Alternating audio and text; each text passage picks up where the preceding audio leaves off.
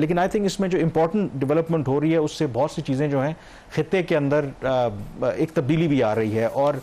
चीन का अदरवाइज जो डिप्लोमेसी करने का तरीका है वो बड़ा खामोशी के साथ अदरवाइज जो भी उनका अपना गेम प्लान होता है उसके मुताबिक चलते हैं। लेकिन पाकिस्तान और भारत के दरमियान ये जो 4 रोज़ा ऑलमोस्ट वॉर थी उसमें अब जो चीन है बहुत सी चीज़ों के हवाले से खुलकर सामने भी आ रहा है। और एक जो डेवलपमेंट हमने देखी जिस पर ज़्यादा हमने बात नहीं की, जब इसहाक डार चीन के दौरे पर थे 21 मई को, उनकी वहाँ पर एक जो ट्राइलैटरल मीटिंग हुई है, यानी कि उसमें चीन के वज़ीर ख़ारजा ने मेज़बानी की पाकिस्तान और अफ़गान तालिबान के जो वज़राए ख़ारजा हैं। और ये मैं आपको बता दूं कि ये जो मीटिंग है ओरिजिनली बिल्कुल प्लान नहीं थी, ये बिल्कुल आखिरी लम्हात में चीन की तरफ से इस मीटिंग का इनेकाद किया गया और एक ये गैर रस्मी बुनियादी तौर पर मुलाकात थी। और उस मुलाकात का मकसद क्या है जो ज़राए ने मुझे बताया, क्योंकि पाकिस्तान और भारत के दरमियान हालिया कशीदगी के बाद हमने देखा कि भारत ने एक कोशिश की कि वो अफ़गान तालिबान के साथ एक चैनल ऑफ कम्युनिकेशन ओपन करें। ये वही अफ़गान तालिबान है माजी में जिन्हें भारत पाकिस्तान की प्रॉक्सी समझता था, लेकिन अब उसे ये लगता है कि शायद पाकिस्तान और अफ़गानिस्तान के ताल्लुकात इतने अच्छे नहीं हैं, तो उस जो ताल्लुकात के दरमियान एक रुकावट है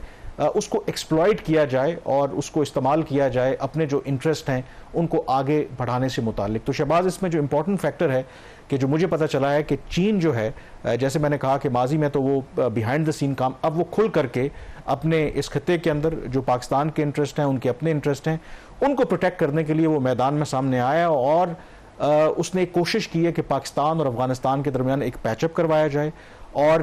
अफ़गान तालिबान को भी ये बताया जाए कि ये आपके इंटरेस्ट में नहीं है कि आप पाकिस्तान के साथ इस तरीके से मामलात ख़राब करें और आपका जो मुस्तकबिल है, आपकी जो अलाइनमेंट है वो इस रीजन के साथ होनी चाहिए, क्योंकि अगर आप हमारे साथ ताउन करेंगे, पाकिस्तान के साथ ताउन करेंगे तो फ़ायदा आपका है। जो सी पैक है, बात है कि उसको एक्सटेंड किया जाएगा अप टू अफ़गानिस्तान, बाकी जो इंफ्रास्ट्रक्चर के मंसूबे हैं उसमें भी आपको मदद मिल सकती है। उसमें जो सबसे की पॉइंट था, जो चीन की वज़ारत ख़ारजा ने स्टेटमेंट जारी किया कि पाकिस्तान और अफ़गानिस्तान ने ये अग्री किया है कि मौजूदा जो उनके ताल्लुकात हैं उनको अपग्रेड करेंगे और एम्बेसडर्स का जो तबादला होगा, क्योंकि अभी इसका मतलब है कि क्या अभी जो है फॉर्मली रिकॉग्नाइज करने जा रहा है अफगानिस्तान? देखें, जो रिकॉग्निशन वाला जो एलिमेंट है उसमें अफगानिस्तान की गवर्नमेंट को कई ऐसे ममालिक, उसमें आई थिंक चीन सर फहरिस्त है जिसने अपना सफ़ीर फुल टाइम भेजा था अफगानिस्तान। फिर जो तालिबान ने अपॉइंट किया था अपना सफ़ीर चीन, उसको भी उन्होंने एक्सेप्ट किया था, लेकिन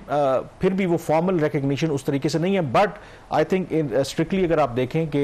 एक तरह से जब आप एम्बेसडर भेज देते हैं तो फिर कहीं ना कहीं वो आप क्लोज टू रिकग्निशन होते हैं। लेकिन इसमें जो एक पहलू है, जब अगले दिन इसहाक डार साहब ने प्रेस कॉन्फ्रेंस की, उनसे जब सवाल हुआ तो उन्होंने खुलकर उसके हवाले से कुछ जवाब नहीं दिया। उन्होंने कहा कि ये बिल्कुल बात हुई है, लेकिन पाकिस्तान जो है वो इसके हवाले से ड्यू डिलिजेंस करेगा और तमाम जो स्टेक होल्डर्स हैं उनके साथ बातचीत करेगा और उसके बाद ही कोई फैसला करेगा। और जो मेरी ज़राए से बात हुई है कि शायद पाकिस्तान अभी इतना जल्दी में नहीं है। वजह उसकी ये है कि पाकिस्तान को ये लगता है कि अभी भी अफ़गान तालिबान के साथ हमारे ऐसे पेंडिंग इश्यूज़ हैं, ख़ास करके जो कलअदम तरीके तालिबान पाकिस्तान वाला है, और जब तक उसको हल नहीं कर लिया जाता तो शायद हमें थोड़ा सा ये फैसला करते वक्त एक सोच विचार करनी चाहिए। बहरहाल चीन की जो ख्वाहिश है कि दोनों मुल्कों के दरमियान ये पैचअप होना चाहिए ताकि हम जो लार्जर पिक्चर है इस रीजन के अंदर, जो थ्रेट हमें अमेरिका की तरफ से या फिर भारत की तरफ से मिल रही है, उसको काउंटर किया जा सके। देखते हैं आगे इस पर क्या होगा। यहाँ पर ब्रेक लेंगे, ब्रेक के बाद जिक्र करेंगे जो आने वाला बजट है उसमें